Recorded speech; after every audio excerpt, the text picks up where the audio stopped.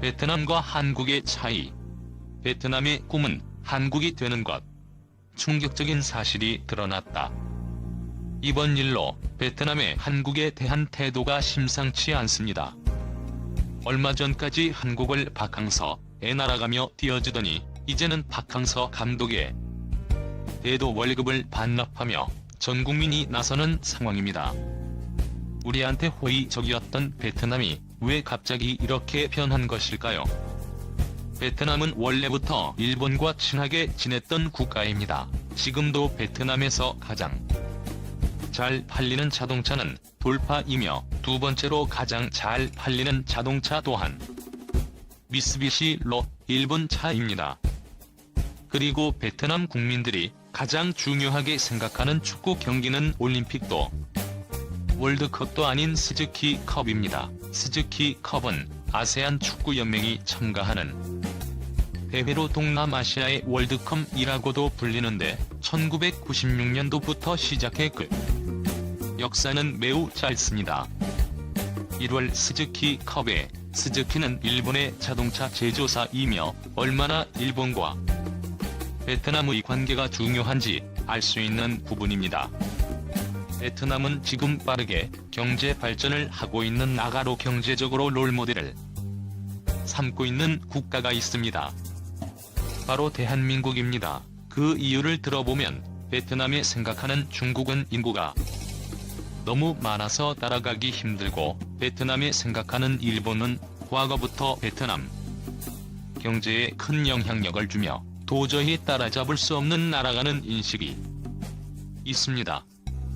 하지만 한국은 다릅니다. 과거 한국이 어렵던 시절엔 베트남은 자신들이 한국보다 더 잘 살았다는 생각을 가지고 있으며 한국은 미국의 보호를 받아서 지금 이렇게 클 수 있다고 생각하고 자기들도 지금과 같은 성장 속도로 조금만 지나면 한국을 따라잡을 수 있다고 생각하고 있습니다.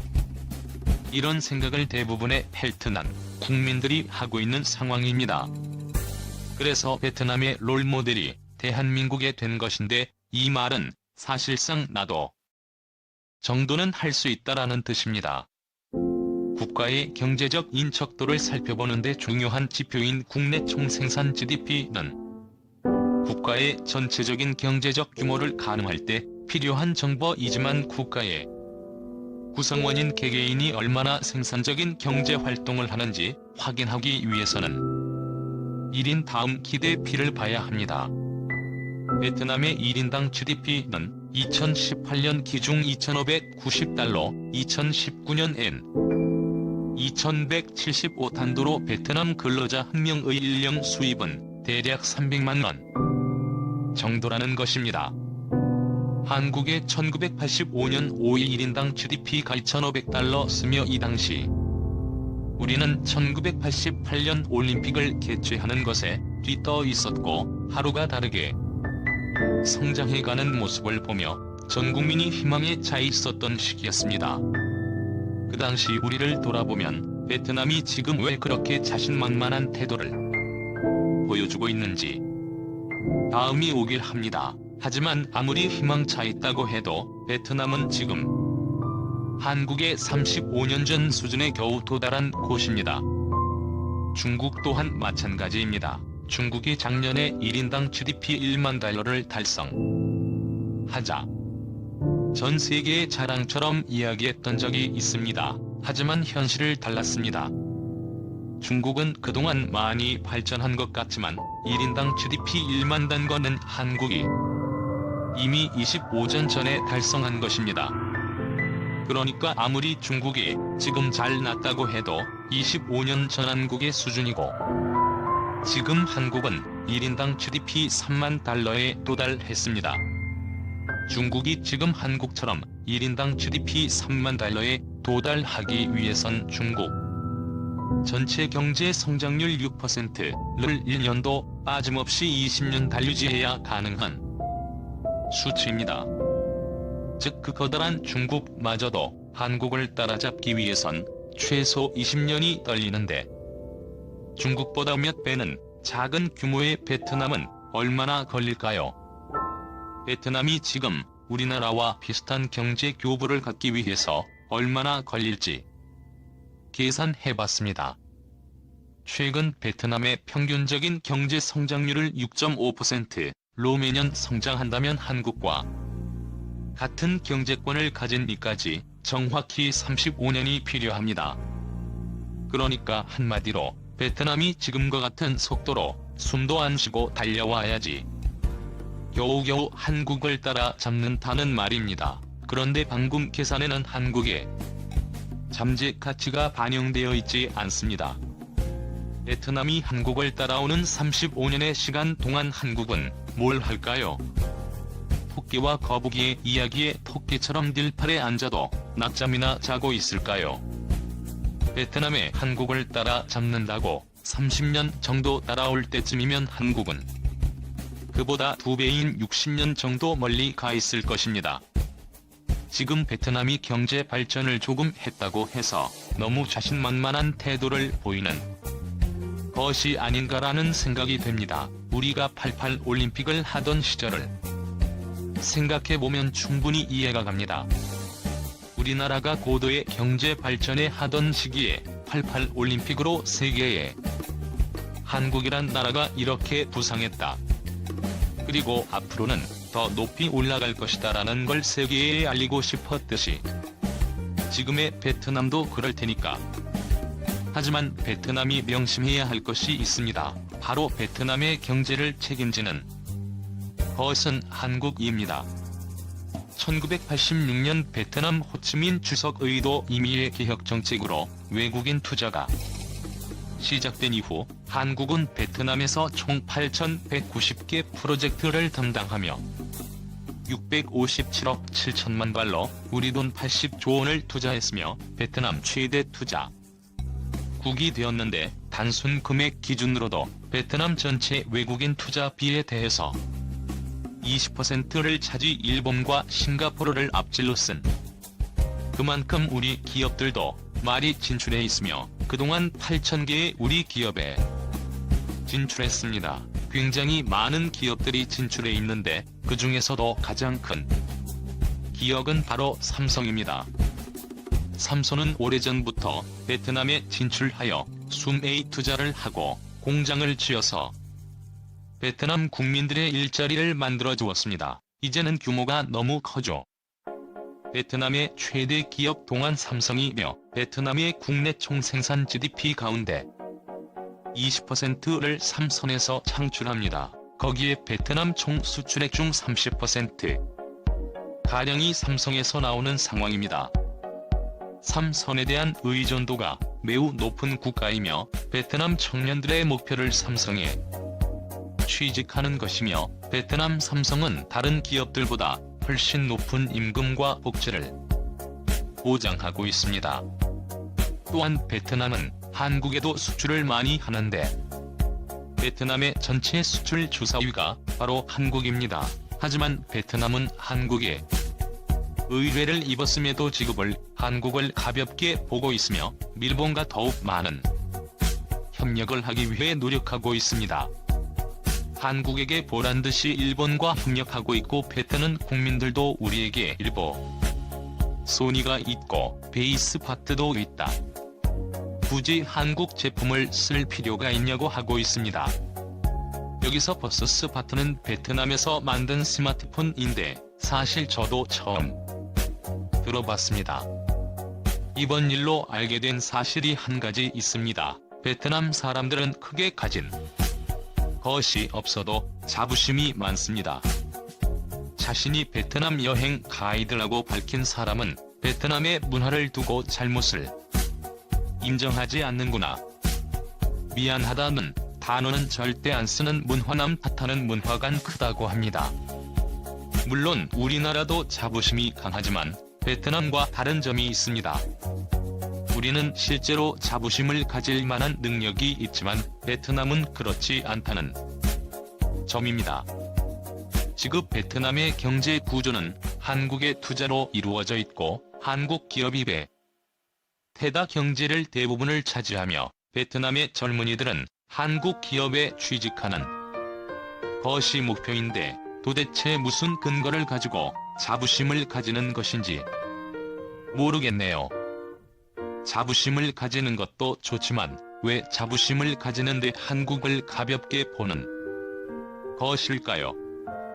우리나라가 베트남에서 전부 다 간다면 베트남 경제는 수십 년 전으로 돌아갈 것이 뻔한데 말입니다. 한국이 옆에 있어 줄 때 잘 하는 게 좋을 것입니다. 위대한 철학자 소크라테스가 이런 말을 한 적이 있습니다. 너 자신을 알라, 베트남도 자신을 알았으면 좋겠습니다. 베트남에 계신 우리 국민 여러분 힘내시길 바랍니다. 최근 반년도 안 되는 사이에 일본에 대한 이미지가 박살나고 있습니다. 최소한 일본은 선진국이고 우리나라보다 위기 대응이 뛰어난 국가라고 생각했고 일본의 국민성은 성실하고 친절하다는 이미지는 완전히 사라진 상태입니다. 저는 간혹 극우, 혐한 성향을 가진 사람들을 비판해왔을 뿐 일본의 악감정을 가진 사람은 아니었습니다. 일본에 대한 이미지가 변하기 시작한 정치, 역사 문제를 무역으로 보복해서는 안 된다는 WTO 원칙까지 무시한 무역 분쟁으로 올라가지만 최소한 일본은 그동안 많은 지진과 재난을 극복하면서 위기 관리 능력은 우수하다고 생각하고 있었습니다. 하지만 그런 이미지를 완전히 박살낸 사건이 있다면 자국의 크루즈선 감염자를 기타로 분류한 어이가 없는 행동이었습니다. 자국의 감염자를 기타로 분류한 것은 이해가 안 되는 부분이었죠. CNN에서 나온 뉴스를 보면 일본의 확진자는 발표한 것보다 10배는 더 많을 거라는 기사가 있습니다. 일본이 검사를 소극적으로 하면서 확진자 수가 비정상적으로 늦게 올라가는 부분을 지적하는 기사이고 3월 13일 기준으로 일본의 확진자가 1,400명이 넘었으니 한국보다 확진자가 적지만 검사 수는 한국의 5%도 미치지 않습니다. 오히려 검사 수를 생각하면 일본의 확진자는 절대 적은 게 아닙니다. 최근 일본이 또 어이없는 행동을 합니다. 중국과 일본의 돈을 따라서 행동하는 WHO의 테워드로스 아드하놈 거브러여수스 사무총장이 또 일본의 억지스러운 주장에 말을 바꿨습니다. WHO 사무총장이 한국, 이탈리아, 이란, 일본을 우려한다는 발언에서 일본의 항으로 일본을 빼고 한국, 이탈리아, 이란만 언급한 것입니다. 일본은 감염자 수를 축소하는 것이 아닌가 싶을 정도로 검사의 소극적인 모습으로 감염자를 축소한다는 의혹이 나온 상황이며 실제로 일본의 경제력을 생각하면 비정상적으로 적은 검사를 하고 있습니다. 일본은 검사를 요청하는 국민들도 검사를 거부하고 있습니다. 검사를 거부해서 사번의 요청으로 엄마의 확진 판정을 받았지만 그 사이에 건강은 심각하게 나빠졌으며 아빠도 확진이 되었다는 기사가 나왔습니다. 이 기사에서는 80대 남성이 코로나 의심 증상으로 입원하였지만 코로나 검사는 이루어지지 않았고 사망 후에 나검체를 통해서 확진자로 밝혀졌다고 전하고 있습니다. 의심 증상이 있어서 검사를 원해도 높은 37.5도 이상 고열이 나흘 이상 지속되는 경우가 아니면 검사를 하지 않는 태도를 보이며 접촉자를 추적해서 검사하는 우리와는 완전히 다릅니다. 다른 기사들을 보면서 일본 정부의 코로나19 대응이 너무 소극적이라 일본 국민들이 피해를 보고 있다고 생각했습니다. 일본 내에서도 불만의 목소리가 터져 나오고 있으니 정부를 때문에 국민들이 고생한다고 생각했지만 그게 아니었습니다. 소프트뱅크 손정희 회장이 100만 명분 무료검사를 지원하였는데 여론이 급속도로 나빠지고 SNS 테러를 당하면서 결국 철회하는 일이 발생했습니다. 일본 국민들도 검사에서 감염자가 늘어나는 것을 경계하고 있으며 정부의 대응을 지지하고 있었던 겁니다. 세계적으로 극찬을 받았던 한국의 드라이버스루 선별진료소는 지금 미국의 일부 지역, 독일, 프랑스 등 선진국들도 적극적으로 도입하고 있지만 유독 일본의 여론과 댓글 반응만 부정적이었습니다. 한국의 대응을 칭찬하는 댓글은 비공이 압도적으로 많고 한국이 쓸데없는 행동을 한다는 부정적인 댓글들에 압도적인 좋아요가 달리는 모습을 볼 수 있습니다. 간혹 일본 내에서도 불만이 나오고 있지만 그것은 소수의 의견이더군요. 일본은 최근 자신들의 감염자가 주변 국가보다 적다면서 안전한 국가라고 인식하고 있지만 이미 영국, 프랑스, 독일, 미국의 언론은 투명하게 정보를 공개하고 세계 신속하게 대응하는 한국을 칭찬하고 있으며 한국의 방식을 도입하고 다른 선진국들은 적극적으로 검사를 시작했는데 유독 일본만 세계의 흐름과 반대로 가고 있습니다. 지금 검사를 시작해도 이탈리아 이상으로 난리가 날 가능성이 높은 지역으로 언급되는 국가가 일본입니다. 최근 일본의 비즈니스 저널에서 정신 승리에 가까운 기사를 작성했습니다. 일본의 코로나19 대응이 현명했다면서 한국과 이탈리아를 예로 들면서 이탈리아가 전국적으로 이동 제한을 할 정도로 혼란에 빠진 것의 배경엔 지나친 검사가 있다라며 이탈리아는 지금까지 코로나19 검사를 54,000건 이상 실시했다고 전했다. 라면서 이탈리아가 불필요하게 검사를 많이 해서 국가가 혼란에 빠졌다고 얘기하고 있지만 이탈리아의 사례를 보고 놀란 미국, 프랑스, 영국, 독일 적극적으로 검사를 하고 있습니다.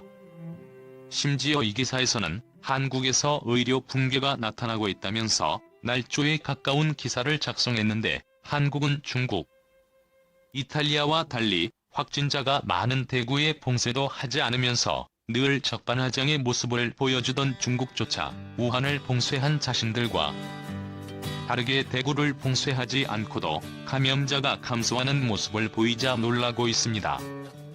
대한민국은 지역 봉쇄를 하지 않을 정도로 대처를 하고 있지만 일본의 언론은 팩트 검증도 안 하고 뉴스를 작성하고 정신 승리를 하고 있더군요. 비즈니스 저널 기사에서는 손정희 회장이 지원한 100만 개를 다 써도 확진자는 10명 정도이니 시간과 비용 낭비라고 하는 반응도 정신 승리입니다. 오히려 그러면 일본은 자신들이 코로나 바이러스가 안전하다고 선전하기 위해서 더 검사를 적극적으로 했을 겁니다. 일본이 의심받는 상황을 종식시키기 가장 좋은 방법은 적극적인 검사이기 때문이죠. PCR 검사 오진율이 높아 의료의 혼란만 되기 때문에 검사를 하지 않는다는 반응에 스스로를 의사라고 밝힌 일본인은 이런 댓글을 적었더군요. 나는 의사다. 이거 뭐 하자는 짓이냐? 자위 대의원이 다칠 수 있으니 전쟁 나도 파견 안 할 건가? 소방관이 다칠 수 있으니 화재 현장에 파견하면 안 되나? 비행기가 추락할 위험이 있으니 조종사는 쉬게 해야 하나? 지금 일본의 현실을 지적하고 있어서 공감되더군요. 전염병 주식회사라는 게임에서는 일본이 선진국 특성이 붙어 있습니다. 선진국은 발빠르게 대응하고 치료와 방역에 적극적이라 감염 속도의 페널티를 가지고 있습니다. 이 게임은 선진국으로 분류되는 아이슬란드도 난이도를 위해서 선진국으로 분류하지 않고 있으니 지금 분위기를 생각하면 일본을 선진국 특성을 제외해도 이상하지 않을 정도입니다. 최근 일본에 대한 부정적인 이슈를 많이 언급하는 것은 일본에 실망한 부분이 많기 때문입니다.